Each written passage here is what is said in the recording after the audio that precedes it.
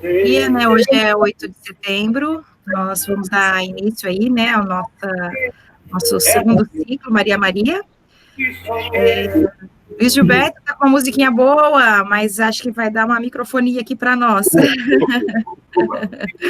Mas gostei da empolgação para animar aí nossos dias, né?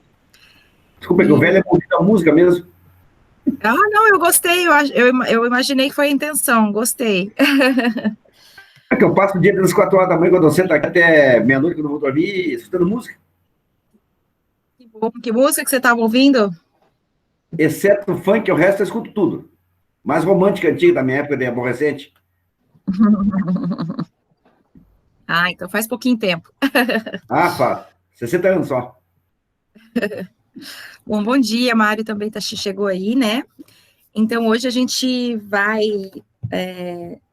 começar a discutir esse material aqui, né? O racismo estrutural, do Silvio Almeida, e a gente já, né, nos últimos encontros,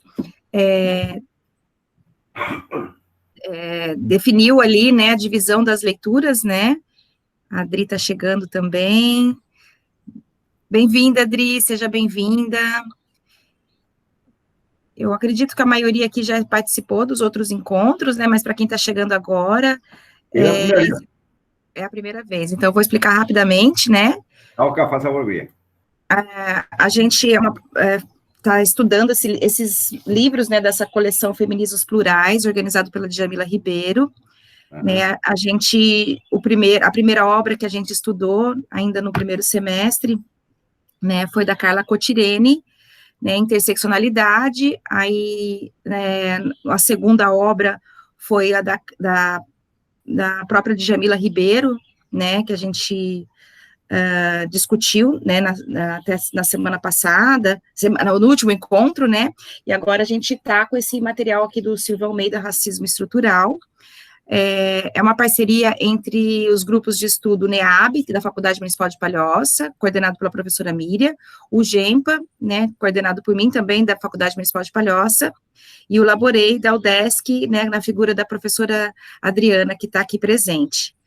E aí a gente tem organizado, então, uma dinâmica, né, de alguém se encarrega de trazer alguns pontos principais para suscitar o debate, e o debate é aberto, então todo mundo pode contribuir, discutir, né, trazer questões para a gente problematizar.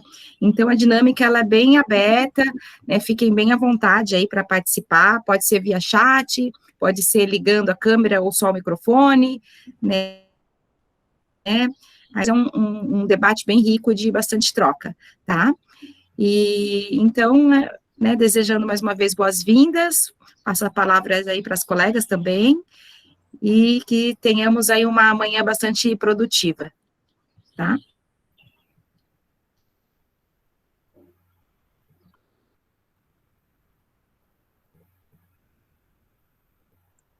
Bom dia a todas e todos. Vocês estão me ouvindo? Eu estou com... tá chovendo muito por aqui no sul da ilha, né? Então, minha conexão está bem instável, assim. Mas queria agradecer novamente a professora Juliana, a professora Miriam, pela parceria e pelo empenho aí de manter essa iniciativa de qualificar o isolamento, né, com essa experiência de um estudo coletivo que tem sido bastante nutritivo, assim, para o nosso intelecto, para a nossa alma, né, tá estudando nesse momento. E parabenizar também as colegas que já estavam nos outros livros e se mantêm aqui contribuindo e construindo essa iniciativa coletiva com a gente. Vou passar para a Miriam, que hoje ficou responsável de fazer a apresentação dessa primeira parte, né? A gente também, com isso, viabiliza que, às vezes, eventualmente, quem não conseguiu ler, mas a gente indica veementemente que todos adquiram o livro, se possível, é um livro que tem uma acessibilidade financeira, né, uma coleção que tem esse intuito também de democratizar o acesso aos livros, né, Então, vou passar para a colega Miriam, que fará essa primeira parte, e depois contribuo no debate. Obrigada. Só uma coisinha. A professora Juliana e o professor Adilson, que eu acredito que não conseguiram entrar, eles estão com aula de estágio. Infelizmente, a gente teve essas reconfigurações do teletrabalho, então eu acredito que eles não vão conseguir participar com a gente nessa rodada. Infelizmente, mas estão com a gente de outras formas. Tá? Que pena. Bom trabalho para a gente, né? Depois eles podem até ver a gravação, né? Também é uma forma de estar socializando, né? Sim. Miriam, é com você. Então, pessoal, bom dia aí a todo mundo, galera que chegou aí depois. É um prazer estar aqui com vocês de novo. A gente espera, né, por essa terça-feira, né, sente até falta, porque é um momento diferenciado na nossa rotina de discussão, de reflexão e de estar entre pessoas legais, assim, é muito bom. Então, hoje a gente vai falar sobre racismo estrutural, algo que eu percebo que está bem aí na mídia, está sendo muito falado e coincidentemente está na nossa lista aí de discussão, o que torna esse momento bastante oportuno. Então, hoje eu trouxe alguns convidados aqui para conversar com a gente. Silvia de Almeida, né? Figura importante aí no cenário intelectual brasileiro nesse momento, também faz parte dessa coleção, Feminismos Plurais, coleção super interessante, que traz de uma forma muito acessível discussões tão necessárias. Eu preparei aqui um material, deixa eu colocar aqui, para que a gente possa ter um direcionamento aqui da nossa discussão. Vocês estão conseguindo ver? Sim, Miriam. Sim, tá aparecendo sim. Então tá. Bom, primeiro vamos conhecer esse moço, né? Silvio de Almeida. Peguei algumas informações lá do currículo Lattes dele. Doutor em Direito pela USP, mestre em Direito Político e Econômico pela Universidade Mackenzie, bacharel em Direito também pela mesma universidade, ele é graduado pela USP, também tem pós-doutorado pela USP, ele foi professor visitante na Universidade de Duke, nos Estados Unidos, né, no Centro Latino-Americano de Estudos Latinos-Americanos e Caribenhos, e ele também é diretor do Instituto Luiz Gama Filho. Então, é um rapaz aí de 44 anos, relativamente jovem, que já tem uma trajetória bem sólida aí dentro do cenário universitário. É professor também universitário, trabalha na Fundação Getúlio Vargas, e ele é um rapaz que vem trazendo assim, discussões centrais nesse momento em que a questão de preconceito racial, racismo, discriminação estão tão em voga, estão tão presentes no nosso cotidiano. Então, ele tem contribuído muito dentro dessa discussão e o seu trabalho também vem a fazer parte, né, dessa coleção Feminismos Plurais, né, que eu acho que está fazendo um papel super interessante, de uma maneira bastante acessível, até questão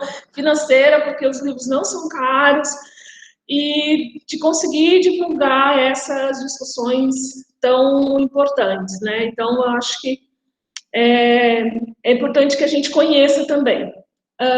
O objetivo também de trazer alguma coisa do seu currículo é porque eu acho interessante que a gente também compreenda de onde que ele fala. Então, ele fala dessa trajetória dele dentro do direito, dessa trajetória dele dentro da filosofia, dentro dessa trajetória dele aí, dessa questão política, né, e econômica também. Então, é a partir daí que ele vai construir as suas propostas e as suas ideias. Então, o seu livro, a sua obra tem que ser percebida também mediante a sua formação.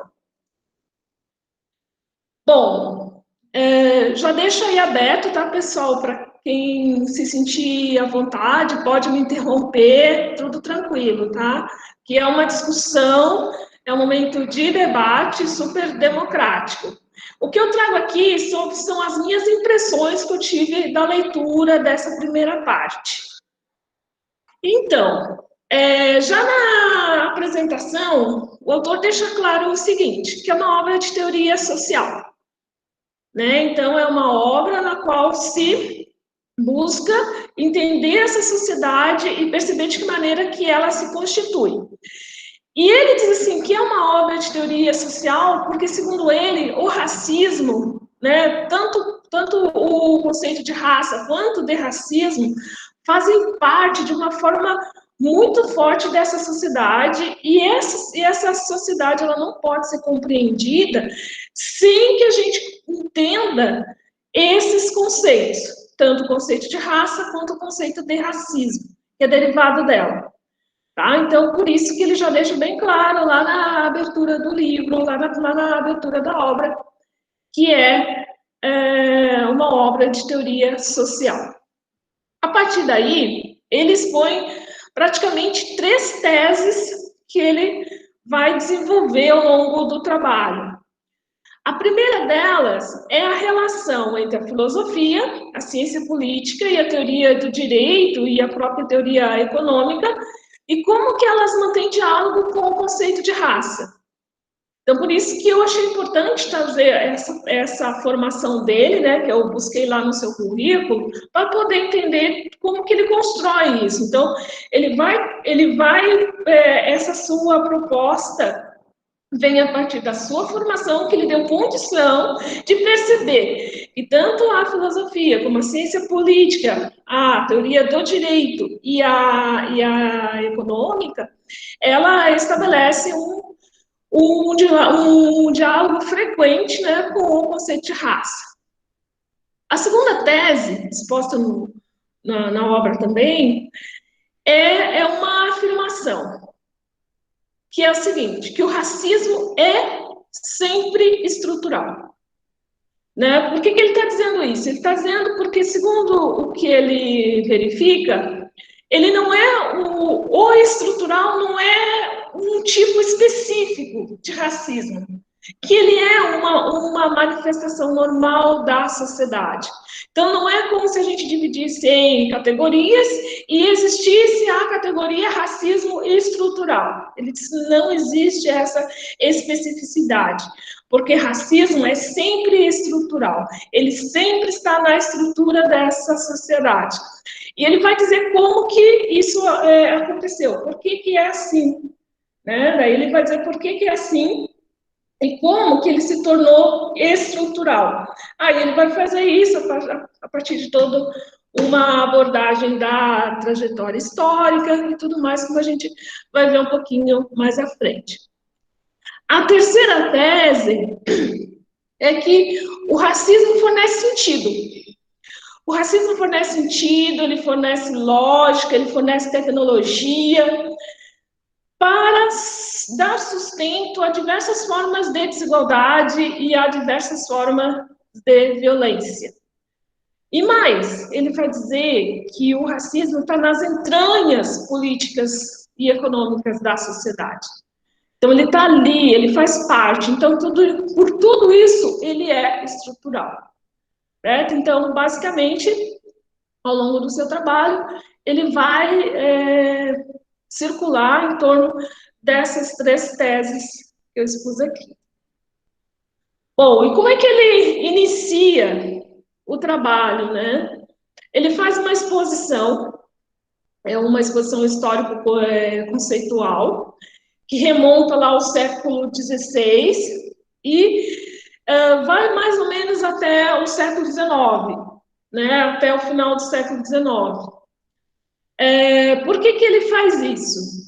Porque ele vai encontrar, lá no Renascimento, ali naquele período de navegações marítimas, descobrimento, todo esse período em que a questão religiosa está no embate forte aí com a ciência.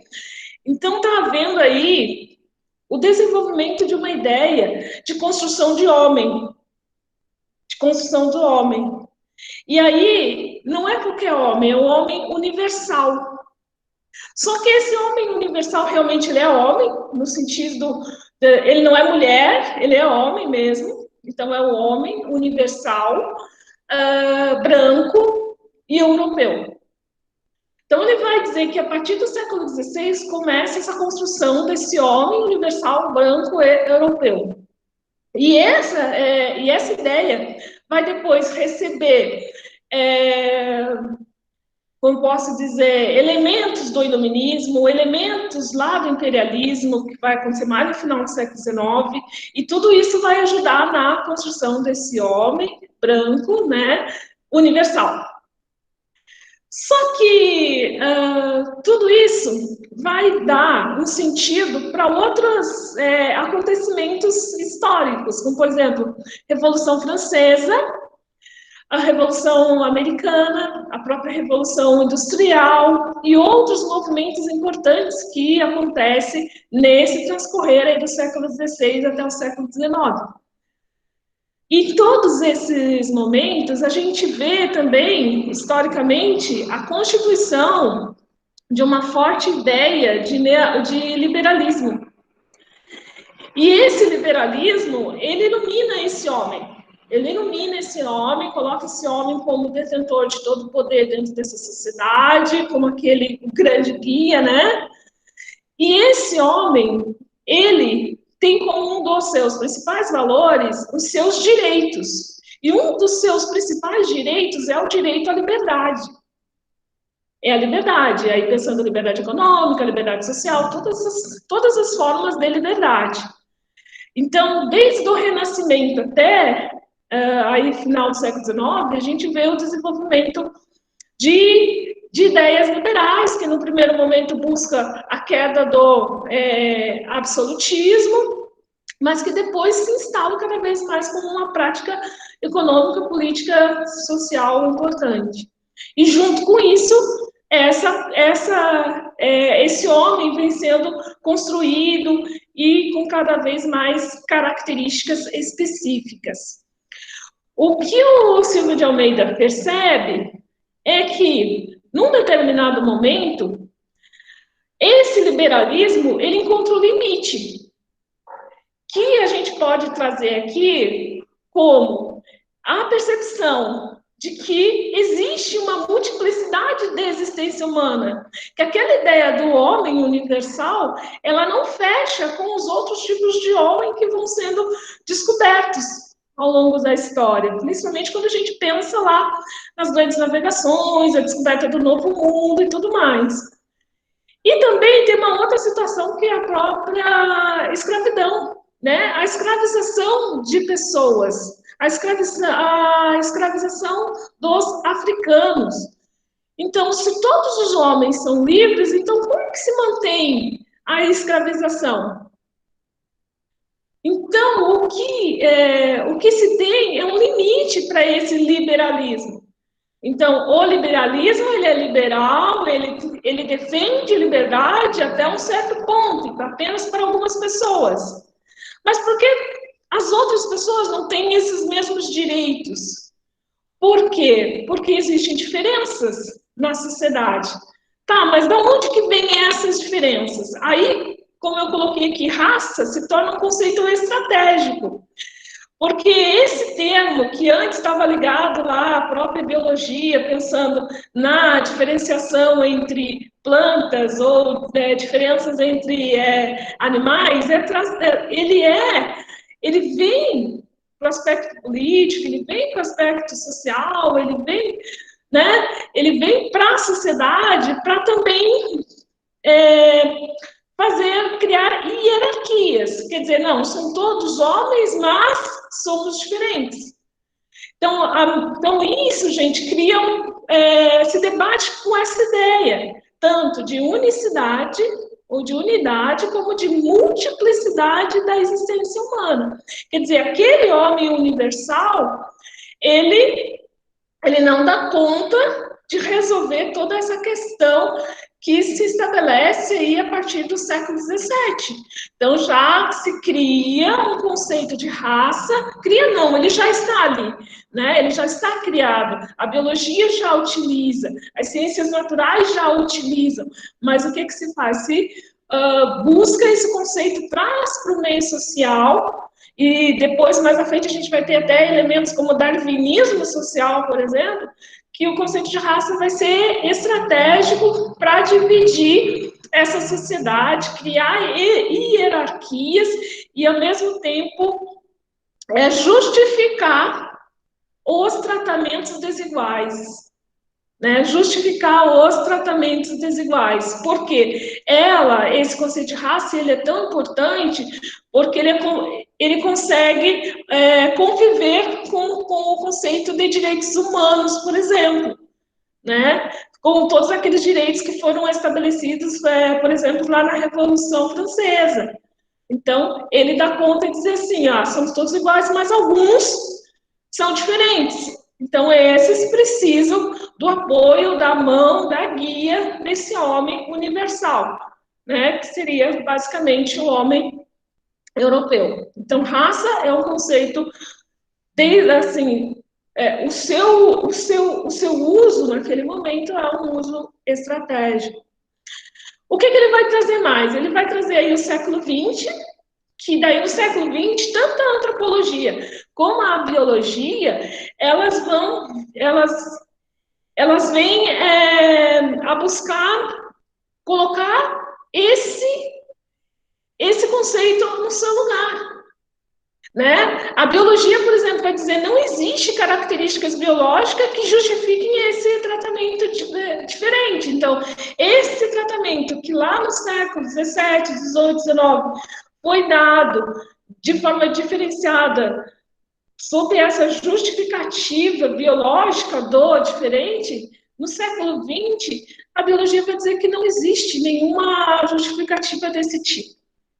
E a antropologia vai dizer assim, raça é um conceito essencialmente político. E esse conceito essencialmente político, ele não dá conta do que a sociedade é, na verdade. Então, nós temos aí dois campos de estudo que estão combatendo esse discurso, esse elemento raça aí dentro da sociedade. Junto a ele outros também, né? A gente tem a própria sociologia, a gente vai ter a história. Então, há uma reviravolta intelectual aí importante que vai buscar debater com isso. A partir daí, gente, a gente vai ter também na obra dele diversas classificações que, segundo ele, são construídas a partir do racismo, né? Ele diferencia. Preconceito é uma coisa, discriminação direta é outra coisa, discriminação positiva, discriminação indireta, a própria discriminação racial. Então, são todos elementos, e nesse momento o trabalho dele é bem conceitual, em muitas partes ele é conceitual, onde ele vai dizer quais são as diferenças entre esse tipo. Então, nem tudo é discriminação. Por exemplo, discriminação positiva. Discriminação positiva é quando você separa um grupo para poder dedicar a eles, por exemplo, políticas públicas que vá fazer com que eles tenham melhores acessos dentro dessa sociedade. Né? Então, no caso, seria o sistema de cotas ou o sistema de essas ações afirmativas, estariam dentro de um esquema de discriminação positiva, quando você separa para poder tratar melhor, né, cuidar desse caso. A própria questão do preconceito, que ele coloca como é um preconceito, né, é um conceito anterior a você ter conhecimento sobre aquele assunto. Então, é preciso que, para barrar o preconceito, você crie um conhecimento, né, mais justo sobre isso. Né? Então, ele vai colocando assim, diversas formas dentro da sociedade em que o racismo se manifesta. Tá? Então, e as diversas formas de discriminação. Ele ainda vai dizer, ele vai falar ainda sobre as concepções de racismo e de que maneira que essas concepções se constroem, né? E sob quais critérios ele pensou isso. Então, primeiro ele pensou sobre o critério entre racismo e subjetividade, entre racismo e Estado, e entre racismo e economia. Então, para ele existem concepções de racismo, e essas concepções, elas são criadas a partir desses critérios: a subjetividade, o Estado e a economia. Bom, para pensar sobre isso, ele cita aqui a obra, né, que Black Power, né, e as políticas de liberdade, de libertação, né, na América, que do Hamilton e do Carmichael. Ele cita essa obra aí no seu trabalho, por quê? Porque nessa obra tem questões políticas importantes, né? Segundo ele, é a primeira vez que o racismo vai aparecer especificamente dentro da sua vertente institucional, né? Então, racismo aparece com a aplicação de decisões e políticas sob considerações de raça, com o propósito de subordinar um grupo social. Aí, teorizando sobre essa forma de racismo dentro do aspecto institucional, né, que é uma das formas dele, que é uma das concepções dele, que ele vai falar mais à frente aí no livro. Né? Então, ele traz essa obra importante. A partir daqueles critérios, aí ele demonstra as 3 concepções do racismo estrutural. Primeira é a concepção individualista, que ele liga a um fator patológico.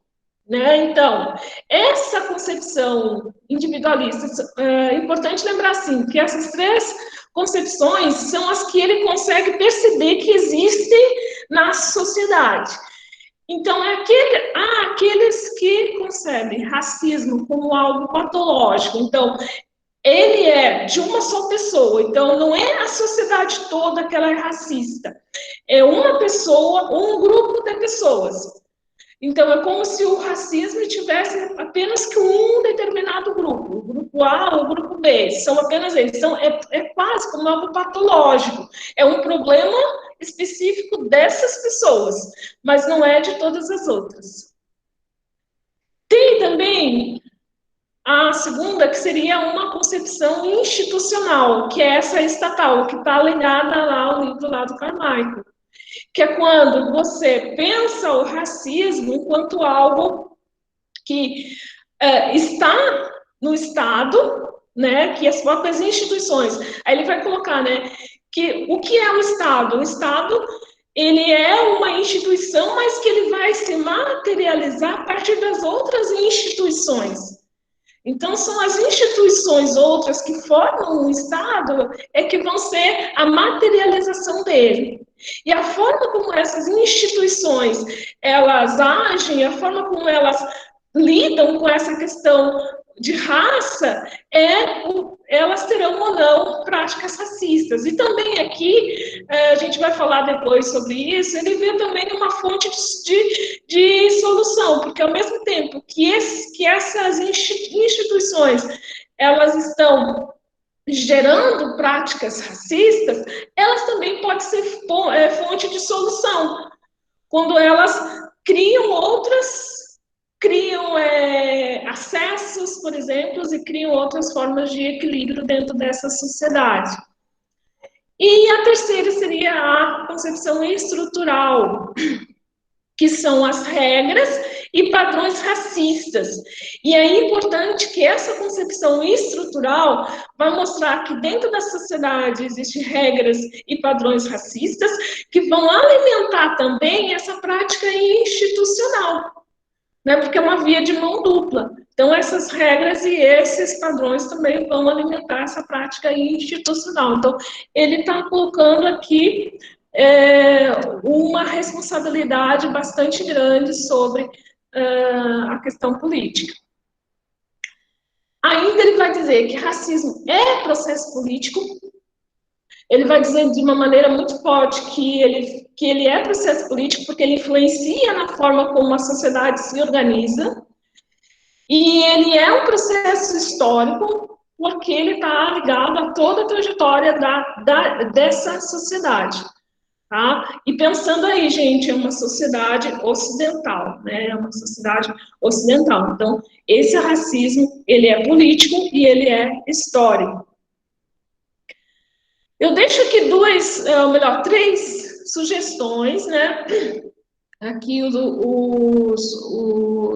os links, que é uma entrevista que ele fez em 2016, onde ele já estava desenvolvendo a ideia, né? Então, aí a pergunta para ele é: o que é racismo estrutural? E lá ele vai falar sobre isso. Também um recorte aqui de uma participação dele no programa Roda Viva, no dia 22 de junho desse ano, aonde ele é perguntado por um professor, assim, um professor de ensino médio, e esse professor disse assim: olha, os meus alunos negros lá do ensino médio, eles não vão compreender o seu livro. E, ao mesmo tempo, quando você diz que o racismo é estrutural, e aí é essa a pergunta que esse professor faz, quando você diz que o racismo é estrutural, você não cria, e eu lanço essa questão aqui para o grupo também, para a gente pensar, você não está criando uma imobilização do tipo, esse meu jovem de 15, 16 anos, lá do ensino médio, vai dizer assim: tá, se é estrutural, se está no âmago da sociedade, então eu não posso fazer nada, então parou tudo. Então, o Silvio também está claro que vai dar a resposta dele. Mas a pergunta do professor é: essa ideia de racismo estrutural não vai estar, em certa medida, criando uma imobilidade, porque vai se pensar assim: se é estrutural, então nada pode ser feito. E também, aqui trago agora de julho de 2020, no tempo aí das lives, tem uma dele com a Cida Bento e a Jurema Werneck também, que são figuras importantes aí da ideia de racismo, de raça e racismo, né, e que converso com ele aí por mais de 1 hora sobre essas questões. É um debate bem interessante, que quem tiver interesse, vale a pena assistir.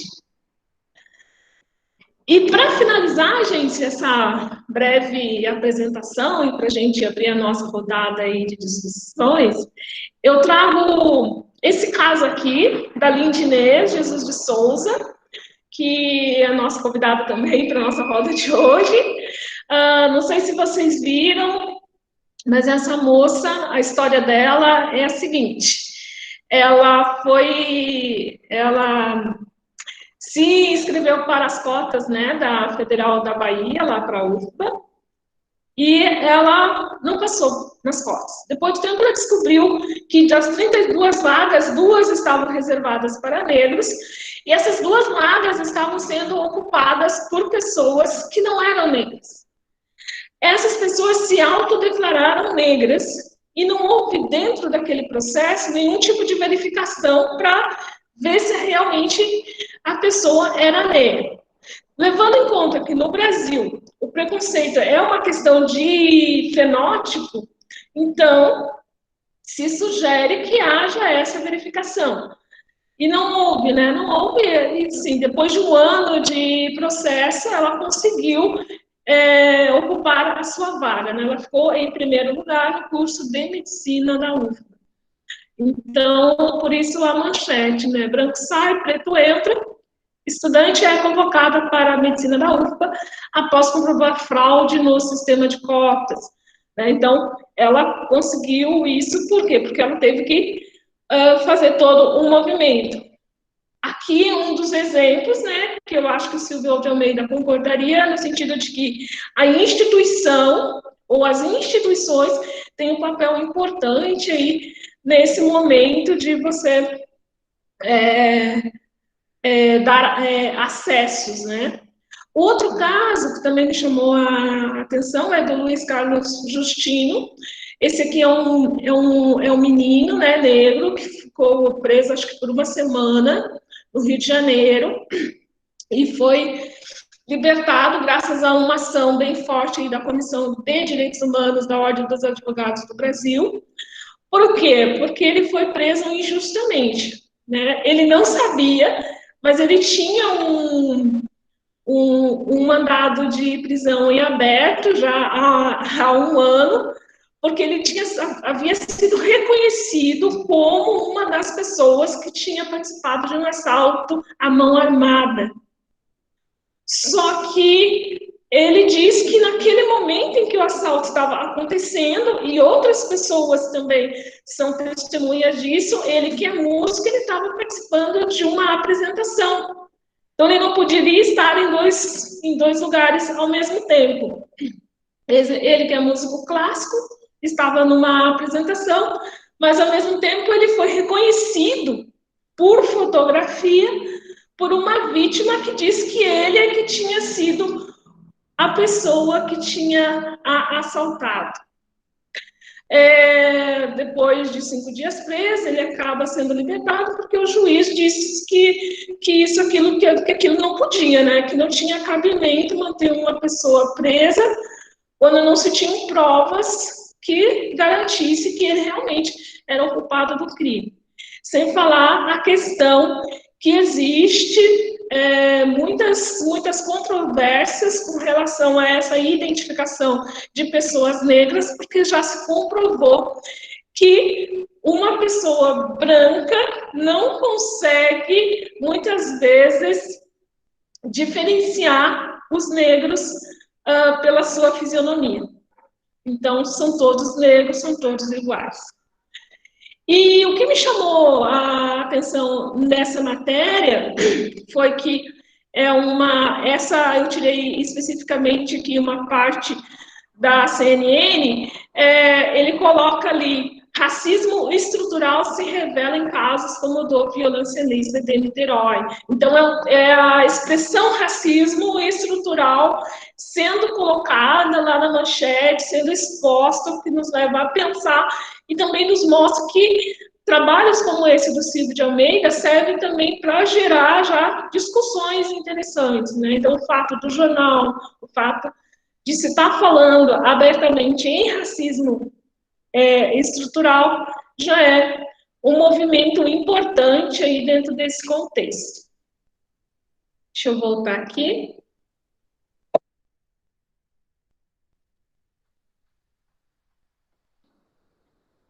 E é basicamente isso, gente. O livro, ele é muito legal, ele é muito importante, ele traz muitas discussões, assim, bem interessantes. Poderíamos falar um dia inteiro só dessa primeira parte ali, ele traz muitas questões. E o que eu gostei de ver, assim, é que ele dialoga muito com uma realidade, com um contexto, assim, muito presente, e eu acho que a gente precisa realmente pensar sobre isso. Agora eu abro para as colocações de vocês, para que a gente possa conversar sobre o assunto.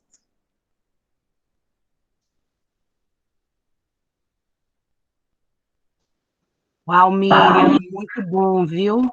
Muito bom mesmo, adorei. Muito obrigada. Eu quero me inscrever para falar, mas eu não quero ser a primeira. Quem começa? Eu fico inscrita para falar depois.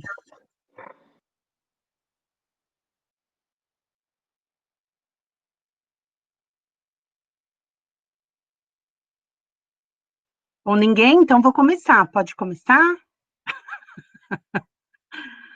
Eu gostei demais da sua apresentação, Miriam, parabéns. De fato, eu tive uma noite terrível, assim, de sono ruim, tá chovendo muito, tem goteira na minha casa. Eu Acontece. me sinto estruturalmente, assim, muito, sabe, vulnerável. E essas questões mexem demais com a gente, né? As questões materiais, né, Sim, sim, da sim, sim. existência. Sim, sim. Então, eu acordei assim mal e tal, e daí vim para o grupo, e incrível, né? Como nutre a gente, né? Porque eu li ontem o texto, eu fui lendo aos poucos, mas ontem que eu terminei, e eu gostei muito da leitura, mas te ouvindo é outro sentido, né? Do quanto a teoria e a importância desses estudos para transformar essa realidade, né? Eu, essa semana, tive uma notícia que eu não consegui ver a notícia completa, que foi o caso de um policial que entrou na casa de uma família, acho que em Salvador, e o policial agrediu 2 jovens na frente da mãe com uma mangueira. Não sei se vocês viram essa notícia. Não. É terrível, assim, a foto de adolescente, os meninos, a foto da mãe com um deles chorando, do menino, né? E ela narrando o processo de violência policial e falando só porque a gente é preto. É terrível, assim. Então, esses dias eu ando bem sensível com essa tragédia, né, que é o racismo estrutural, porque quando o Silvio explana, né, dessa institucionalidade, né, que é legitimada em cometer esse tipo de práticas racistas, né? Então, eu adorei sua fala porque me inflamou, assim, sabe? De sentidos, né, em relação a esse estudo. E, para mim, o que me chamou bastante atenção, assim, desse início de leitura foi que ele tem uma escrita que flui, né? Ele tem uma escrita, não sei se eu posso usar esse termo, assim, didática, mas ele tem uma relação, assim, muito de estar comunicando coisas muito profundas e densas e complexas. No início da leitura, eu senti falta até, por exemplo, no caso da leitura da Djamila e da Cotirene, eu senti que elas traziam mais as referências nas citações e nos conceitos, de uma forma que se localizava qual eram as referências e dando muita visibilidade para as mulheres negras, né, para o feminismo negro. Então, você sentia muito mais a presença dessas autoras, né, do que no texto dele. Foi uma coisa que deu um certo estranhamento no início, mas que ele enriquece muito nas notas, né? As notas estão ali com milhares de referências de onde está a densidade desse processo de escrita que faz essa interlocução entre a filosofia, entre as ciências sociais, entre o direito, né?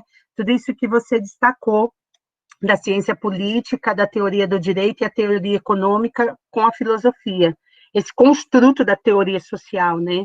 Que eu acho que ele, logo no início, ele apresenta qual é o método e da onde que ele está falando, né? Então, gostei demais da forma como se apresentou. E aí, a segunda parte que eu marquei, que eu gostei muito também na leitura, a questão histórica que ele traz, mas também política de luta e resistência. E aí ele fala da Revolução Haitiana, que é uma questão assim que a gente estuda pouco, a gente sabe do Haiti do ponto de vista da miséria, né? Tipo, eles se fuderam porque eles se rebelaram, não é? É isso que chega para a gente. Então, a indicação que ele traz ali da Revolução Haitiana, eu acho que é uma chave também para a gente se conectar com esses processos de luta e resistência e das contradições, né, da construção histórica desse racismo, né? Que a gente E pensar... assim, Adri, quando ele fala aí da Revolução haitiana, ele abre assim a questão assim, ó, então o termo de raça, como ele fala o tempo todo que ele é importante, ele vai ser estratégico, porque ele, assim, você vai dizer que se você tem esse discurso que todos os homens têm direito, todos os homens são iguais, pá, daí acontece a Revolução Haitiana, então eles também têm direito. E os próprios franceses, que quem estava dominando esses haitianos, que eram os maiores defensores da bandeira do direito, pá, como é que fica? Não, então vamos usar um conceito, traz o conceito de raça, coloca ele aqui. Não, Somos iguais, mas não tanto assim. Quer dizer, nós somos iguais até isso chegar lá no meu quintal, até isso incomodar lá no meu quintal. Incomodou no meu quintal, então essa igualdade não é toda nossa. E a partir daí se fortalece. Mas aí, uma outra necessidade é que tanto aquele que está, como ele fala em dominação, tanto aquele que está dominando como aquele que é dominado também tem que engolir esse discurso e aceitar esse mesmo discurso, né? Porque senão a coisa não flui. E não é só tem que, ele vai ser goela abaixo mesmo, porque o aparato do Estado e da força repressora está com esse homem branco eurocentrado que colonizou o mundo. Então, é muito importante, assim, eu fiquei com vontade de ler o texto que ele indica, quando ele fala da Revolução Haitiana. Um dos textos que ele indica é de uma filósofa que trabalha bastante com Walter Benjamin, e eu já tinha separado esse texto para ler, da nota 8, da 212, sobre a Revolução Haitiana, que daí ela fala sobre uma perspectiva da leitura filosófica da Revolução Haitiana, ver Bookmore, Susan, que é um texto que é Hegel e o Haiti. Esse texto é fácil encontrar na internet e vale a pena, sim. Eu já tentei ler, é bem difícil, mas a gente pode depois até conversar junto, que ajuda, né? Ajuda. Só mais uma coisa. E o Haiti até hoje está pagando caro por isso, né? Caríssimo. Mas, assim, a gente também, né, Miriam, assim, o que acontece no Brasil do ponto de vista do racismo estrutural, por exemplo, o genocídio da população jovem negra, é isso, não é? A gente vive em constante conflito, né? O que acontece nas favelas, tudo isso é uma constante contra-revolução, né? Possibilidade de revolta. Mas eu só queria destacar mais um ponto, porque eu queria fazer uma pergunta para a Miriam, para quem mais quiser colocar, que eu achei muito bom no final do capítulo, ele fala das diferenças dos processos de formação entre o Brasil e os Estados Unidos. É uma coisa que eu sempre pensei nessa diferença, né, dos processos de formação e de classificação racial, que é o que você falou. No Brasil, a classificação racial é pelo fenótipo, né? Então, lá ele coloca, né, que nos Estados Unidos tem a one drop holler, né, que é sangue negro, uma gota de sangue, você é negro, mesmo que você tenha o fenótipo, você seja negro de pele clara, né? E aí, esses dias, duas coisas que eu queria problematizar. Uma é de que eu vi um dado de que a população negra nos Estados Unidos é em torno de 20%. E que no Brasil é mais de 50%. E que no Brasil teve um processo histórico de um projeto higienista no século passado, né, no século XX, no início do século XX, não tinha um projeto de que em 100 anos o Brasil seria branco, né, a partir dos processos de branqueamento e de miscigenação, né, e por isso até os dados das mulheres negras sozinhas, né, tem todo um processo histórico de construção desse branqueamento da população, né, e aí eu fiquei me perguntando, assim, se isso se dá entre os processos de colonização diferenciados, mas o que marca é uma coisa que ele não fala aqui, mas eu fiquei pensando, da questão da religião. Até que ponto os protestantes estadunidenses, né, os ingleses e os portugueses no Brasil marcam essa diferença. Essa é uma questão que eu fiquei. E isso sempre foi uma coisa assim que eu fiquei pensando muito. E daí queria depois te ouvir sobre isso. E é isso. Depois queria falar mais, mas aí eu falo depois do racismo reverso e do que nós brancos, né, qual que é a nossa obrigação ética, né, de de ações como essa, né? Tem gente que só fala de eu não estudo relações étnico-raciais, ou eu não sou negra, não posso falar disso, né? É uma obrigação ética, ele coloca para a gente, isso eu também queria chamar atenção.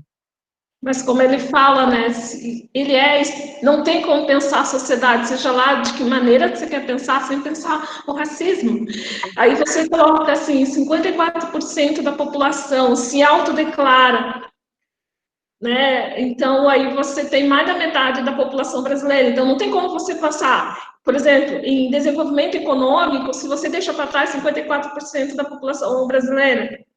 Não tem como você pensar a educação sem pensar 54%. Então, se não é pela questão ética humana, pensa pela questão, assim, quantitativa, né? Exatamente. E a conta não fecha. A conta não fecha. A Juliana, acho que quer falar alguma coisa?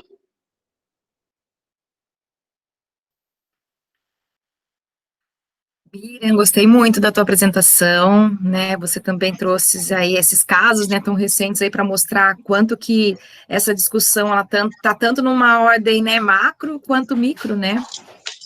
E na verdade era um pouco pegando o gancho aí do que a Adriana começou a falar do racismo reverso, né? Porque uma das formas hoje até de se combater esse discurso, né, de pensar o racismo, primeiro aquela questão, né, de que, somos todos iguais, não existe raça, né, por que ficar reforçando a raça, né, temos que partir, que é uma maneira também de invisibilizar, né, de naturalizar essa desigualdade que não é vista, né, e o quanto que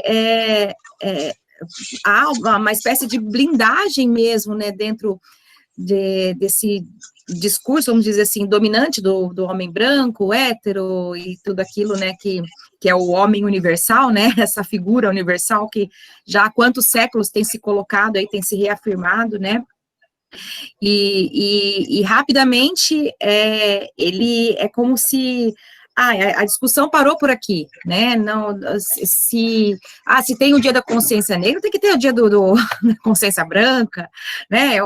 É um disparate tão grande, né? E tão difícil também de acessar, de dialogar. Eu lembro do nosso último encontro, né, que a gente estava discutindo isso também. Nossa, como que a gente vai conseguir, né? Tudo bem, a gente está aqui, está disposta, estamos aprendendo também sobre as questões de raça, sobre a branquitude, né, mas como que a gente pode disseminar, né, e o quanto que é difícil romper essas barreiras, justamente porque há uma inversão, assim, de uma vitimização daqueles que, na verdade, estão desfrutando de um lugar privilegiado, né, e aí acho que essa questão, ela é bastante importante, até porque a gente tem acompanhado esses influencers e a gente escuta cada depoimento, assim, mas veja bem, de uma tentativa mesmo de legitimar e naturalizar essas diferenças, né, como, por que não é por acaso que a maioria dos presos são negros, né, não é por acaso que a maioria dos negros, e não entende isso do ponto de vista mesmo do racismo institucional, estrutural, e que se manifesta também, né, no nosso cotidiano, como também dentro de uma maneira, né, muito intrincada e muito complexa dentro das instituições, né, porque as instituições também podem pensar, tendo em vista, né, compreender esse lugar, né, do negro, do racismo, né, desenvolver políticas mais compensatórias, políticas afirmativas, né, mas sempre como a questão das cotas, né, que você trouxe esse exemplo, sempre que se coloca a questão das cotas, sempre que se discute, né, uma política que tenta, de alguma forma, né, reverter, por conta dessa dívida histórica mesmo, de marginalização, de exclusão, de genocídio, mais do que nunca, né, a gente tem esses ataques, assim, de uma maneira, né, muito perversa e enfática, né, e que inverte justamente essa lógica, né, do ponto de vista de que, se sente ameaçada, na verdade, com relação aos seus privilégios, né, mas o quanto que que está, as identidades também do homem branco também está muito colocada aí nesse lugar de superioridade inquestionável, né? Então, acho que é uma questão aqui que a gente também pensa, né, como sair das bolhas, né, como que a gente pode, né, agir e dialogar, né, de uma forma em que não vire, né, não se reafirme que há uma guerra, mas que, sim, a gente precisa desse movimento, porque a gente, né, estamos aí, né, temos o interesse comum na luta por uma sociedade mais inclusiva, democrática, né, e que precisamos fazer, né, essa curvatura de vara aí, né, e penso que talvez um caminho a gente também trazer esses dados, né, trazer esses números, mostrar essa realidade, mostrar, mas veja bem, por que dentro desses espaços, né, de poder, né, de lideranças, de cargos, dentro das universidades, a maioria são brancos, sendo que, né, segundo a Maria Laura, 56% se autodeclaram negros, né, então, né, há algo para além disso, do que a meritocracia, do que, né, a própria questão de, né, de raça como categoria para pensar, como categoria histórica para se pensar, porque, né, o ataque justamente é pensar a raça do ponto de vista de reafirmar uma diferença, mas a gente precisa entender para a gente poder pensar em políticas e ações, né, que permitam ali que a gente consiga constituir uma sociedade, né, mais igualitária.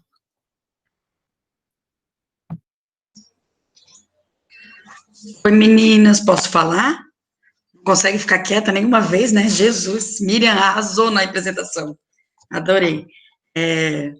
Eu gostei muito dessa leitura, eu não tinha feito a leitura do Silvio ainda, eu já tinha feito da Carla Cotirene antes do nosso encontro, e já tinha feito a de Jamila também. E eu achei o Silvio muito didático, né? A leitura dele é mais fluida, eu tive a sensação do que as outras, né, que a gente fez. E sempre me pega a questão da escola. Eu vou lendo e vou pensando na escola, no papel da escola. Onde a escola está nesse lugar? Quem são as pessoas, né? E eu lembrei muito de um outro Roda Viva, para além do Silvio, que foi o Roda Viva com o Emicida. Quem não assistiu, eu sugiro assistir também, o Roda Viva do Emicida. E, para mim, o Emicida é um dos intelectuais da periferia e negro mais importantes e que ele atinge um outro grupo que não é o mesmo grupo do Silvio Almeida, né? No modo como ele trata as questões. E numa das perguntas que fizeram para o Emicida foi a de que uma eu não lembro quem era a meninas, eu acho que era Didi o nome da jornalista, ela falou que a lembrança dela do racismo foi na escola, né? Foi na escola que ela se descobriu preta, que foi na escola que ela se descobriu uma criança negra, em meio a crianças brancas, né? E foi ali que ela começou a perceber o racismo. E eu acho, como o Silvio fala durante todo o tempo, né, que o racismo, ele, para além do individual, para além do institucional, ele é estrutural, ele permeia todas essas relações, né? E quando o Emicida diz assim, que a gente tem que salvar as crianças antes delas irem para a escola, e por isso que ele escreve aquele livro maravilhoso, infantil, que quem não conhece, eu sugiro conhecer, que se chama Amoras, né? E ele diz que esse livro é para salvar as crianças do racismo antes da escola. E eu pensei, tudo isso me veio na cabeça ontem, lendo isso, né? A lei, a 10.639, né? Como é que ela na escola está servindo como ponto de partida para quebrar essas relações de racismo, porque é esse o objetivo dessa lei, né? E a gente não vê as coisas acontecendo. A gente vê umas crianças que têm um contato com uma cultura negra, que permeia pelo menos 56% da nossa população, né? Eu não sei se esse dado é o último, tá? Eu acho que é o penúltimo censo, esse de 56%. Mas pensar assim, eu tenho usado uma expressão muito, muito forte, tá? Inclusive com a família, porque a gente tem esses casos na família, né? As ideias do racismo reverso, as ideias de quais os privilégios que as pessoas estão com medo de perder, né? Com a ascensão dos homens negros e das mulheres negras, nesses espaços de poder, que na verdade não precisa ser um espaço de poder, eu estou falando de discurso enquanto poder, né? Esses espaços de discurso. Por que eu nunca tive uma professora negra nas escolas onde eu estudei? né? Que eu nunca fui atendida por um médico negro. Quantos colegas negros na faculdade eu tive? Nenhum na minha faculdade de pedagogia, né? Eu tenho falado assim, pensa bem, e se os negros são 56% da população, nós temos que agradecer que eles não querem vingança, que eles só querem igualdade, né? Porque se eles quisessem vingança, aí a coisa ia ficar bonita, né?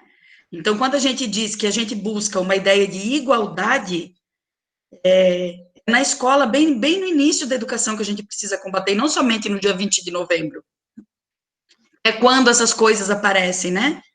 É quando as crianças se sentem identificadas com os exemplos que estão sendo dados, né? É nesse dia, as nossas crianças agora, na minha época nem tinha esse dia, mas agora, somente no dia 20 de novembro, na semana, né, de homenagear a consciência negra, como se ela fosse uma coisa só daquela semana, né? Eu acho que a formação de professores ainda é o ponto que nós precisamos pegar com muita força, né?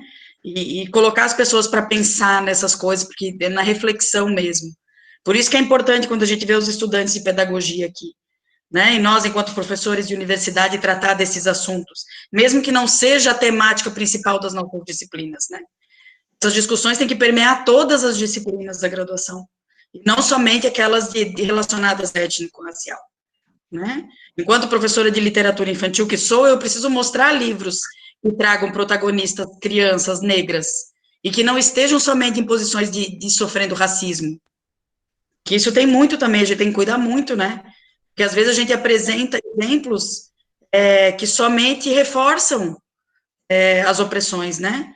Quando a gente mostra uma criança que sempre foi apelidada porque o cabelo é feio, uma criança que sempre foi apelidada e ela precisa de uma outra pessoa resolver o seu problema. Mas são só coisas assim para a gente pensar no futuro. Já que a próxima semana sou eu que apresento, vou me inspirar na Miriam. Foi muito boa a apresentação dela, tá bom, meus queridos? Obrigada, professora. Enquanto a professora estava falando aqui, eu também sou uma entusiasta aí da educação e também sou super,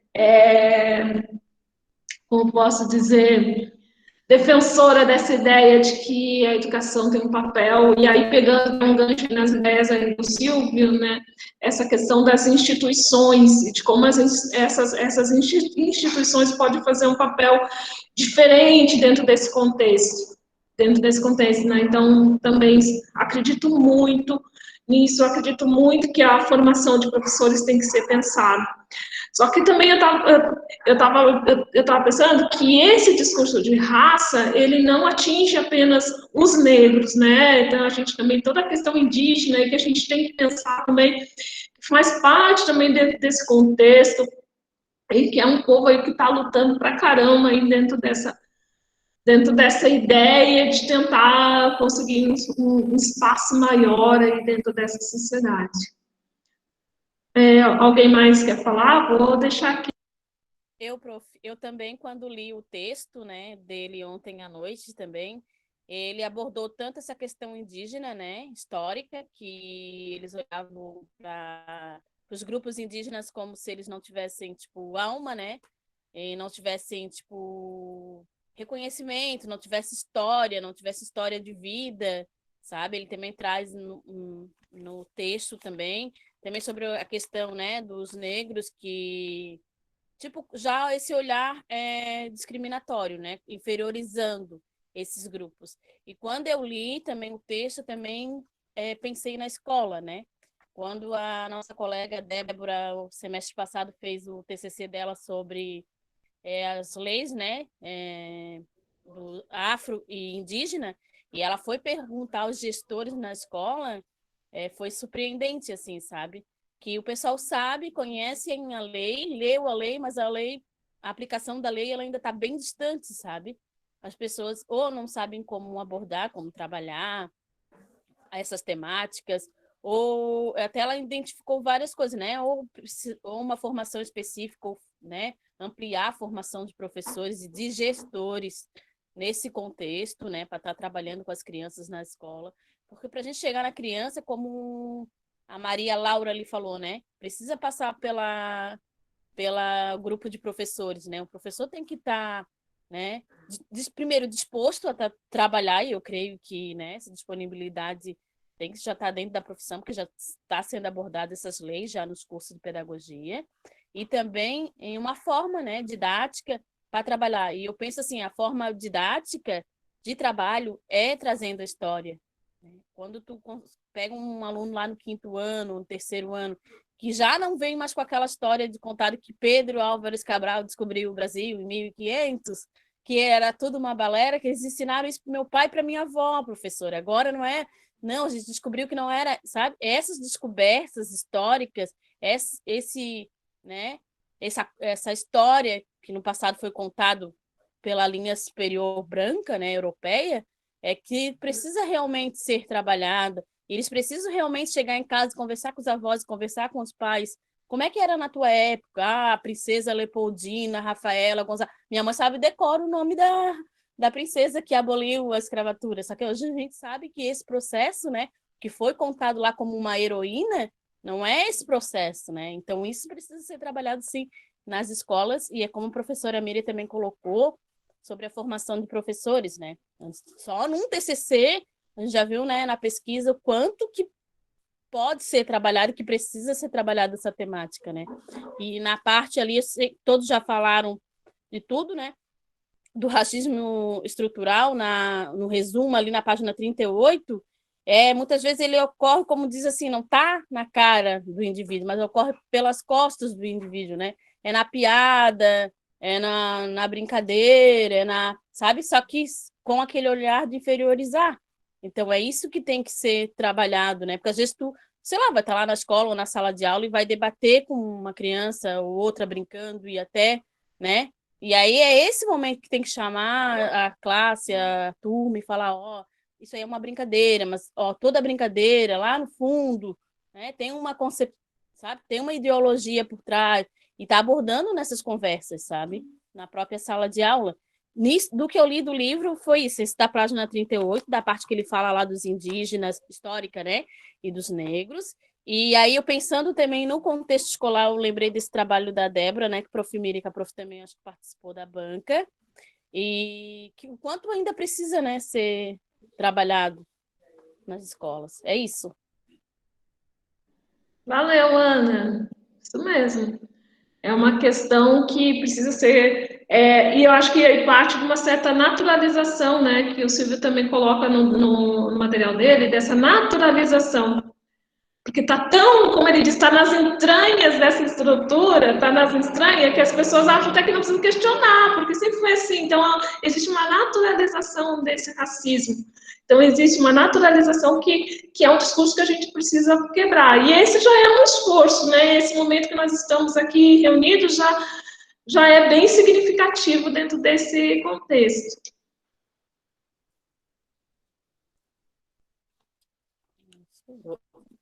Vou dar um exemplo dessa naturalização agora. Posso? Eu estava outro dia, o meu namorado é negro, né? E aí eu estava aqui, tava começando o namoro, daí estava conversando na família, assim, daí a minha mãe olhou para mim e disse assim, mas ele é negro. Aí eu disse assim, o importante é ser trabalhador. Aí eu fiquei puta com a resposta, daí a mãe disse, mas por que tu ficou brava? Ela não falou nada demais. Eu disse, mãe, se eu estivesse namorando um loiro, ela não ia dizer assim, é porque, importante é que ele é loiro, importante é que ele é trabalhador. Ela falou porque ele é negro. Se ele não fosse negro, ela não usaria essa frase, mas é tão comum, tipo assim, é tão comum, é a naturalização, como a Miriam falou agora. Isso é tão natural para as pessoas que o que foi demais a frase dela? Para elas, aquilo ali não foi uma frase racista, mas é uma frase racista. O importante é que ele é trabalhador. Eu disse, se ele fosse loiro, ela jamais ia dizer importante é que ele é trabalhador, né? E aí a gente banaliza isso, e tu vai passando isso para frente. Enquanto tu banaliza e passa para frente, é natural, e não pode ser, né? A gente tem que observar esses pequenos racismos que a gente comete e corrigir, inclusive as pessoas antigas. Não é porque ela tem uma certa idade que eu não posso falar para ela se tocar de que ela está falando é racismo. né? E aí a gente vai deixando, mas já tem idade, vamos deixar passar. Eu acho que, na verdade, não deve deixar passar. Tu deve chamar atenção para a pessoa se tocar, né? Na minha humilde opinião. Só para dar o contexto da frase da Miriam. Mas é como as coisas podem ser mudadas, né, Josiane? Porque é uma fala da tua avó que passou para tua mãe e que você, como filha, já está pensando de uma outra maneira. Então, isso para mim significa que as coisas podem mudar, sabe? Então, quer dizer, certamente para os teus filhos já será um outro discurso. Então, realmente tem que ser mudado, realmente, porque está muito naturalizado.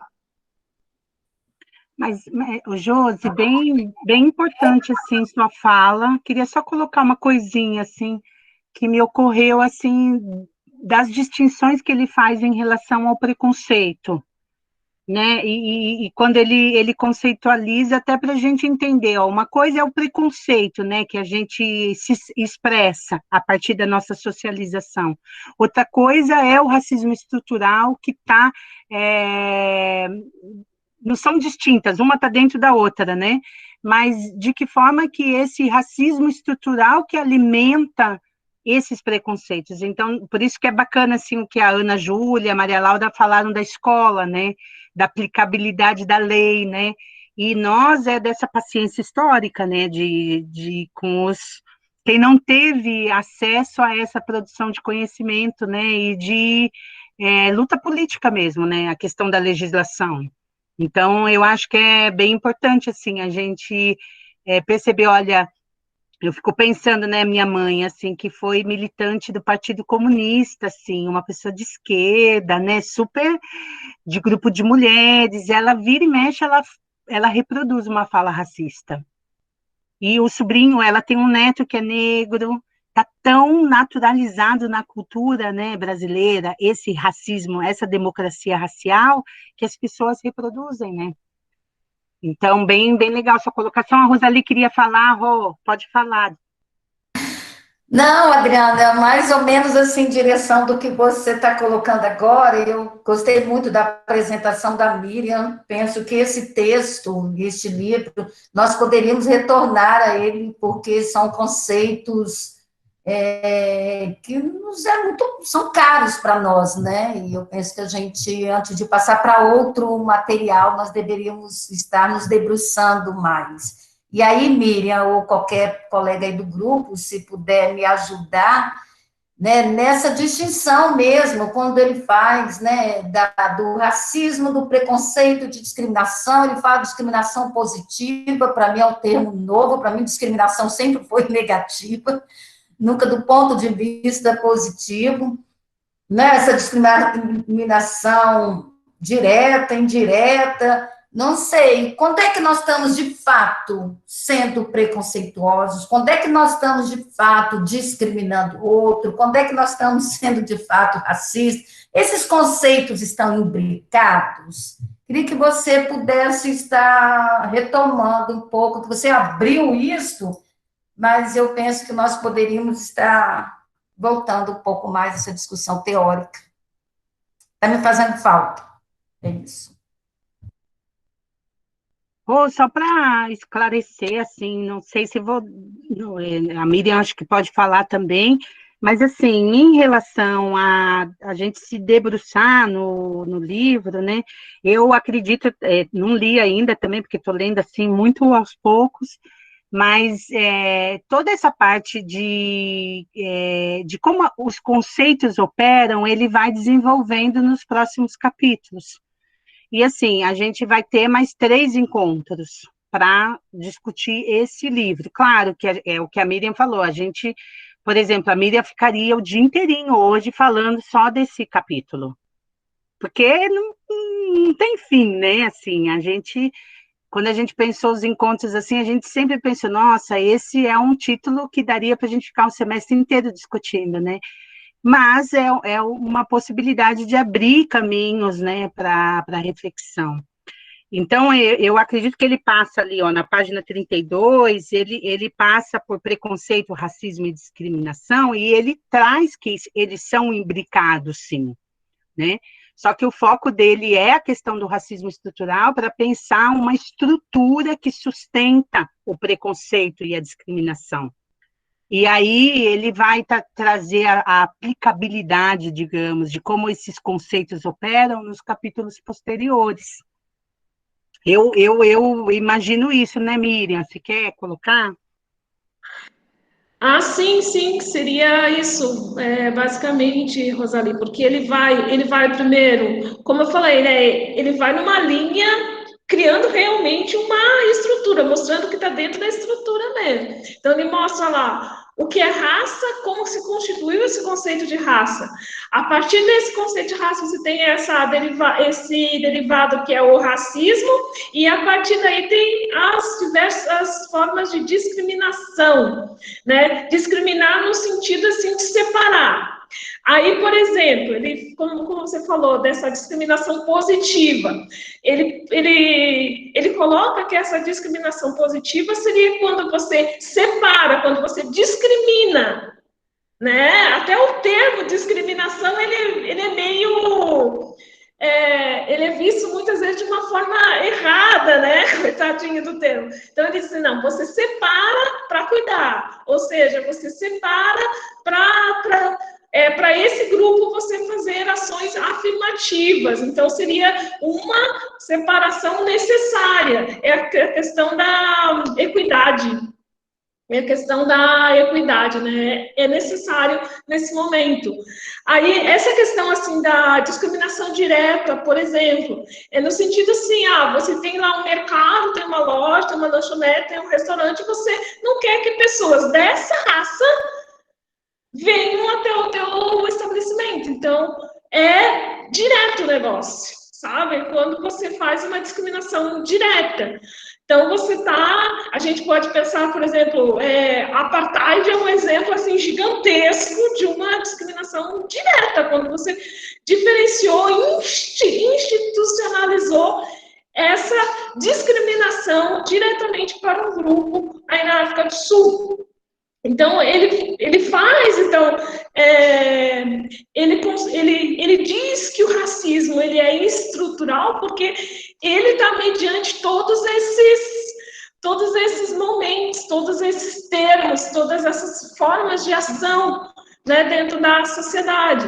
Então, por exemplo, quando ele pensa na questão institucional, que ele insiste bastante, e eu penso, né, que ele vai desenvolver isso mais ainda ao longo dos outros capítulos, quando ele está pensando dentro dessa questão institucional, ele está dizendo quanto o Estado e as suas instituições também tanto agem, tanto pode agir de forma positiva, quando cria uma cota, como faz uma ação afirmativa, quando ele pode agir de uma forma discriminatória, também quando ele simplesmente não faz, quando ele deixa de fazer, por exemplo, quando ele deixa de fazer uma política pública, um exemplo. Então, ali na página 25, ele coloca muito pautadamente esses conceitos, é por isso que ele diz que ele faz uma análise conceitual e histórica, ele coloca bem esses conceitos, tanto de racismo como de discriminação racial, para depois começar a mostrar como isso se insere e está entranhado na nossa estrutura social. Mas, ao longo do livro, ele consegue deslindar melhor isso, né? E, com certeza, a gente vai ter que ler esse material todo, né? Como já está previsto, vamos ter que voltar em alguns momentos, para, quando chegar lá no final, está tudo mais claro. Miriam, me permite só uma partezinha, olha, Rosalie, que a Rosalie saiu um pouquinho antes do final do último encontro, e eu fiquei de passar e não passei, né? Porque assim, Rô, a gente também tirou no último encontro que a gente dividiu, né, os capítulos para esses 4 encontros, considerando que a gente tirou no grupo que a gente ainda vai estudar esse aqui até o fim do ano. Porque tudo isso que a gente está, assim, a ideia é a gente quer ler todos os livros, quer discutir tudo, né? Então, mas aí, olha, ficou que no próximo encontro, que é exatamente isso que a Miriam falou, vai trazer racismo e ideologia. Como naturalizamos o racismo, né? Então, essas perguntas que ele traz depois, racismo e política, mas o que é o Estado, né? Representatividade importa? Depois, racismo e direito, o que é o direito? Então, ele vai trazendo, né, dentro desses campos e a gente vai entendendo melhor como opera, né, os conceitos. E aí ficou assim, ficou no próximo encontro, a Maria Laura vai fazer a parte do racismo e ideologia, que começa na página 59 e vai até a página 84, né? Isso a Maria Laura que vai preparar a apresentação para a gente. Aí depois, dia 5 de outubro, eu vou falar de racismo e política, mas o que é o Estado, tal, que começa na 85 e vai até a 128, acho, né? Que é essa parte de racismo e política, 5 de outubro. Gente, pertinho das eleições, hein? Por favor, assistam Sementes, as mulheres pretas no poder. Eu estou obcecada por isso. Política, né? E mulheres pretas no poder, um monte de professora no Rio de Janeiro, candidata. Gente, eu chorei tanto vendo. É lindo, lindo, lindo. Assistam. Aí a Ju, no próximo, que é o 4, não, no dia 5 de outubro, eu e a Ju vamos se dividir. Eu vou falar de racismo e política e a Ju vai falar de racismo e direito, no mesmo dia. A gente vai combinar. E aí o último é dia 19 de outubro, que é racismo e economia, que daí, Rosali, você podia, se você puder fazer, alguém mais te ajudava? O que você acha? Aproveitando. Calma. Deixa eu participar mais. Não, se você conseguir, senão a gente se reorganiza e a gente divide entre nós, tá? Porque é sempre bom ter uma apresentação, assim, alguém ficar responsável, né, para fazer essa apresentação primeira, tal. Mas não se sinta coagida, se não der, não tem problema, tá? Tá ótimo.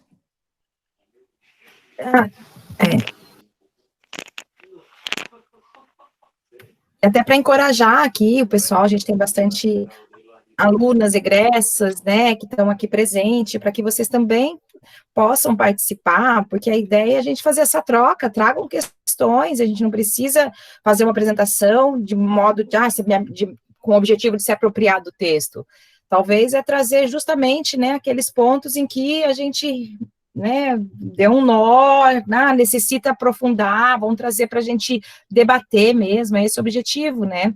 No último encontro que a gente se dividiu, a gente acabou, né, nós que estamos mais aqui na linha de frente, acabamos assumindo, mas seria muito interessante que, né, os demais que estão aqui presentes também pudessem, né, contribuir, também preparar, né, então ficamos em aberto aí, né, a gente só não vai, a gente quer que isso também seja espontâneo, né, então por isso que eu estou reforçando o convite. E acho que para o preço do dia 19, se a Rosalinda também não está à vontade, dá uma olhadinha, a gente também pode definir no próximo encontro, né? Ainda temos tempo também para isso. E os demais também, né? Priscila está dizendo que está ouvindo, né? E todo mundo aí que está... A gente declarações... Não, mas... Sites, né? E aí, só um pouquinho, e aí só quem não colocou o nome, só colocar o nome, o número de documento e o e-mail, que a gente vai encaminhar por e-mail, tá? No chat. Pode falar, Roseli. Não, a Adriana me deu a tranquilidade que eu precisava, que eu pensei, meu Deus, nós vamos esgotar essa discussão do livro hoje, que loucura, né? Mas essa divisão que vocês fizeram, vocês divulgaram, eu não tenho, não? Ou eu tenho, não sei, me perdi. Não, é isso mesmo que eu falei, Rosali. Eu acabei de mandar para a Ju e a gente acabou não mandando, né? Mas está divulgado que seriam 4 encontros, né? Isso a gente sempre faz a divulgação das datas dos encontros, é esse horário, e a metodologia a gente vai tirando no processo, né? Isso que a Ju falou. Depois, no próximo encontro, a gente define se vai ter uma apresentação e se, né, no dia 19, tá? Fica tranquila. Tá certo. Alguém mais quer colocar alguma coisa?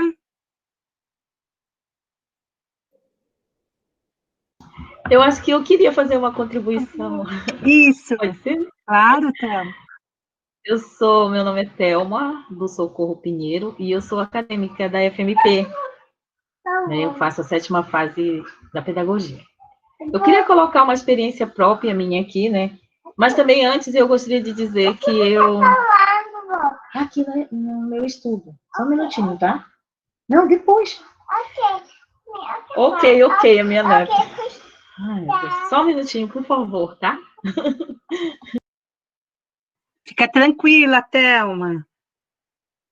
Faz parte, né?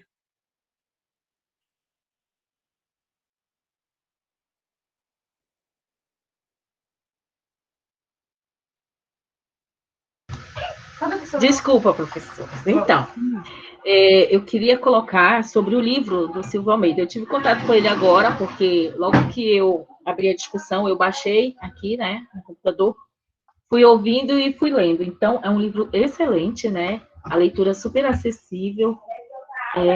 Conforme a Adriana falou, foi a Adriana? Deixa eu ver. Foi uma professora, não estou vendo o nome aqui. Então,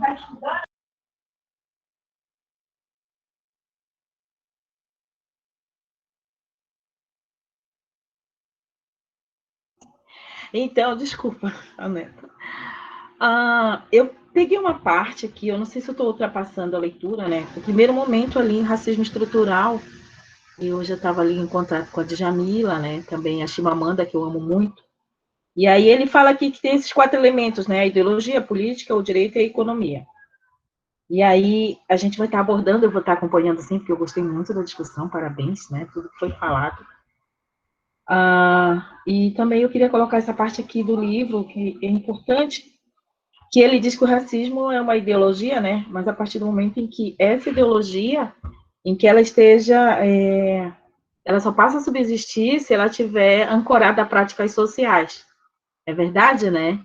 Então, eu vejo que ainda há muito que se fazer com essa relação desse ancoramento, né? Dessa ideologia nas práticas sociais, porque ainda ele coloca também que o idealismo é um fenômeno social muito complexo.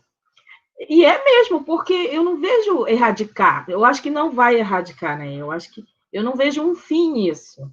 Porque, eu tive uma infância institucionalizada, né? Então, na década de 70, o ECA, ele é de 1990, né? Ulisses Guimarães ali. E aí, o que acontecia? Minha mãe era empregada doméstica e olha o que fizeram com ela. Ela tinha uma filha, filha única. Os patrões, eles providenciaram um colégio interno. Então, eles providenciaram a matrícula dessa criança, que era eu, num colégio interno de freira. Então, como não tinha o ECA na época, né, 1970, o que aconteceu? Era um internato, era uma crueldade. As visitas dos pais a essas crianças eram uma vez no mês. Então, imagina, eu com 6 anos, uma imagem que nunca sai da minha cabeça, a minha mãe com essa patroa, né? Minha mãe negra, negra, minha mãe maranhense. E essa patroa nos levou de carro e nos deixou no colégio de freira, providenciou a vaga, era um colégio que era difícil conseguir vaga, né? Então, ali com os contatos dela, ela conseguiu essa vaga para mim.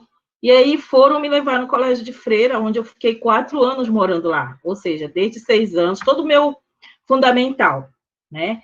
Então, eu fiz 1ª série, 2ª, 3ª, 4ª, e não tinha 5ª série, foi quando eu tive que sair para fazer uma escola fora. Então, assim, esses 4 anos eu não tinha contato com dinheiro, eu não sei como não foi tão mais prejudicada a minha cognição, meu aprendizado, porque agora eu vejo assim, eu mesmo me avaliando, né? Eu consigo compreender livros, consigo escrever texto, consigo... Então, o quanto eu poderia estar produzindo melhor se eu tivesse uma infância mais saudável, né? No convívio familiar, conforme diz ali o artigo 3º do ECA, né?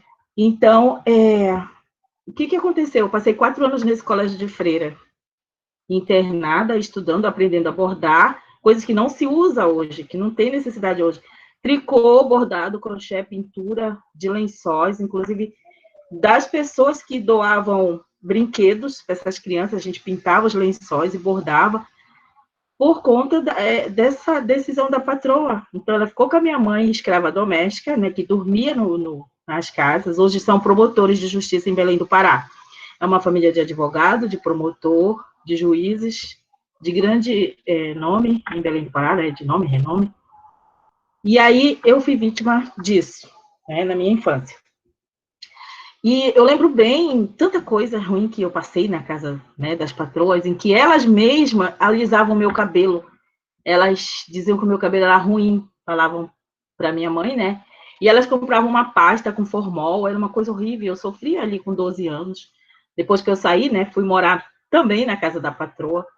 E aí fui maltratada pelas filhas da patroa, meu Deus, que me chamavam de preta da macumba, nega do cabelo duro. Então, eram coisas terríveis, sabe? Então, assim, eu digo, meu Deus, eu vou acabar essa faculdade, eu vou escrever um livro que a humanidade inteira vai chorar, quando eu falar do Preventório Santa Terezinha, era o nome do colégio de freira, sabe? O que a gente passava ali, as freiras me davam surras de arrancar pedaço da minha carne, da perna da minha carne, eu uma criança, era fila, assim, as crianças apanhando. Então, gente, eu acho assim, uma coisa que é tão cruel, sabe? O racismo é muito cruel. Hoje eu já consigo ficar com o cabelo cacheado, mas eu tinha uma coisa de estar alisando. Eu tô aprendendo a me aceitar agora, sabe? Depois dos 25 anos para cá, que eu tô aprendendo a me aceitar, usar brinco de negro e tudo. Tanto que eu repudio o samba, repudio o pagode, porque eu mesma em mim achava que era de cultura, sabe?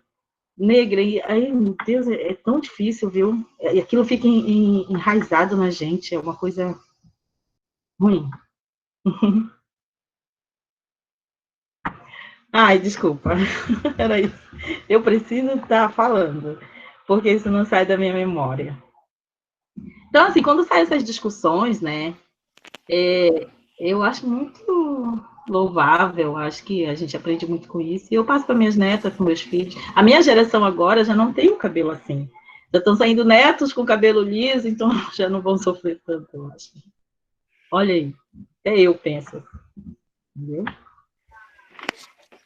Ô, Thelma, mas é o que a outra professora ali também falou. Lembra que o fato da gente estar sempre discutindo, de estar sempre falando, e esses depoimentos teu e de muitas pessoas, né, que também passaram por preconceito e passam ainda, né, por esse preconceito indireto, é que, lembra que ela falou, na minha faculdade de pedagogia, eu não tinha lei, não tinha a Semana da Consciência Negra, não tive colegas negros na minha faculdade. Olha como isso já mudou. Hoje a gente já tem outra oportunidade de ter tudo, de ter vários colegas negros na faculdade. Não, a gente está aqui na questão étnica, mas não só negro, né, diversidade de gênero, diversidade. Porque antigamente as faculdades eram elitizadas, o que tinha antigamente? A UFSC, as escolas técnicas, que eram também uma elite, tá? Porque para entrar na escola técnica tinha que ter uma baita de uma nota, tinha que estudar num baita colégio bom. Então, sabe? O quanto que as políticas afirmativas, né, já deram acesso para essa população hoje, está entrando na faculdade, está dando seus depoimentos, está convivendo com várias, né, diversidades culturais né, e poder mudar isso.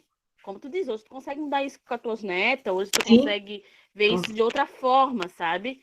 E assim, ó, quando não existe o relato, quando não existe o depoimento, as pessoas pensam, não, isso era coisa da cabeça das pessoas de antigamente, que tinham preconceito, que, isso era passado, né? Mas se a gente hoje for ver o que a professora Miriam hoje também trouxe, do rapaz ali que toca violino ali, e passou por uma situação ainda hoje, em pleno século. Então, tu vê como a mudança. No mesmo tempo que nós estamos avançando em discussões, em lutas, em depoimentos, né, em conversas, trazendo isso para as escolas, e que existe a lei. Existe somente a Semana da Consciência Negra. Que bom, mas que bom que existe. Porque a partir dali é uma porta para se trabalhar, e é uma porta que pode depois ser trabalhada o ano inteiro. Quanto mais professores formados, mais professores não habilitados, né, mas discutindo esses assuntos, melhor eles vão saber. Só a gente está trabalhando a Semana da Consciência Negra, mas isso é um assunto que quando eu começo lá no meu primeiro dia de aula, lá, né, que eu vou trabalhar lá, sei lá, na matemática até do ensino religioso, que eu vou trabalhar o respeito, eu já começo a trabalhar o respeito dali. Sim. Né? Eu vou ter um aparato, tipo, que eu vou trazer história, vou trazer depoimento, tipo, tu ir lá contar um relato desse para uma criança dessa de 5º ano, eles vão entender o que era no passado, quando a gente diz, é preconceito, tinha racismo no passado. Já pensou, Thelma, num depoimento desse, num 5º ano, eles vão entender, meu Deus, como era trágico, não é uma coisa que a gente olha hoje, né? É como o que mudou, quanto que nós avançamos e quanto que nós temos que avançar nessas discussões, sabe? Então, o depoimento é muito importante, até mesmo para a pedagogia, para a formação de professores, numa palestra de formação de professores, sabe? Com alunos de 5º ano, reunir a escola na semana com vocês, escutar um depoimento, escutar, né, esse teu depoimento, as pessoas veem o que era antigamente, o que tem hoje, o que a gente ainda precisa fazer para melhorar para o amanhã. Sabe? Verdade. Eu penso que é sempre esse nosso movimento que a gente vai estar fazendo, sabe? Parabéns pelo teu depoimento, Thelma. Olha, Ana Júlia, esse depoimento, né, metade, lá, eu criança, olha, eu fui marcada de números, entendeu? Eu não tinha nome, meu número era 24, porque a letra T sempre era embaixo, né? Então, a chamada ela pelo número 24, número 21, pingavam vela na minha mão, eu, uma criança, imagina, a gente estava correndo à noite no dormitório, eles pingavam vela na mão de todas aquelas crianças, ficava de joelho no milho, então, eram coisas... Então, você a minha mãe também relata que ela também estudou em escolas de freira, né? E, né, já numa colônia italiana aqui, né? Que nos colégios era, né, de freira, porque a maioria... né, só estudavam ali, era a oportunidade da criança ter que estudar até a 4ª série, e ela também, tipo, conta relatos, assim, né, que no mesmo tempo, tipo, que se aprendia muito, tipo, o meu 4º ano é o 8º de vocês hoje, ela fala, né, no mesmo tempo que se tinha uma dedicação ali no ensino, tinha toda essa rigidez, essa cultura exacerbada e também de violência, né, quando a gente hoje fala do EC, fala da lei da palmatória, é porque antigamente era espancado mesmo, os pais pegavam de fio de luz, e era uma coisa que também na cultura da violência infantil que mudou com o ECA, tá? Porque não era só tu na escola de freira que apanhava, era o pai que tinha um filho que trabalhava na roça que achava também que se a criança não aprendesse falando 1, 2 vezes, ela ia apanhar e ela ia lá e ia fazer o que era para fazer, sabe? Só que hoje em dia, o ECA, com todas essas discussões, é uma luta que a gente também tem contra a violência infantil. Hoje a gente ainda vê casos na televisão de violência infantil. Tá vendo como no mesmo tempo, no mesmo contratempo que a gente está discutindo a questão, né, étnico, a gente discute todos esses dilemas da sociedade, né? O trabalho infantil, a violência infantil, e, né, como ainda se vê casos na TV. Mas o importante é isso, a gente está sempre discutindo, Thelma. Não abandona nós nas discussões, esteja sempre aí. Não vou. Viu, Ana, Júlia e Thelma?